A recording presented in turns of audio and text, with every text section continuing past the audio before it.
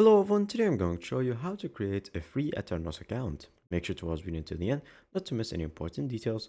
Like and subscribe. Now, as you can see, Aternos for Minecraft servers is right here. Click on it, and then from here you're going to sign up and create an account to log in for the Minecraft servers free forever. Now from here you're going to click play, and then from here you're going to click this button that says create. Now there's going to be a lot of ads, so just ignore them and click X, but this is how the website makes money. Once you click create, you're going to receive this name under your username.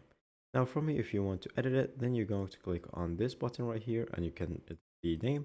Then from here, you can edit whatever that it's welcome you. And then from here, you're going to click on Java Edition or Bedrock if you select it. Now from here, you're going to go back and now you have your server right here. So you're going to click on it to change all the internal settings.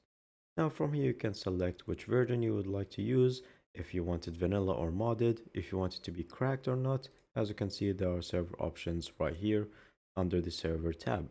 And so you have all these options to select from, either from command blocks, cracked, PvP, fly, nether, and everything else.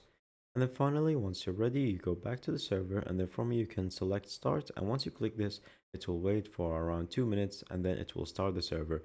So you need to keep this tab open in the background while you're playing, and then you can simply copy the code and then from here put it into Minecraft and then log in and play. That's pretty much it. Thank you guys for watching. See you next time. Bye bye.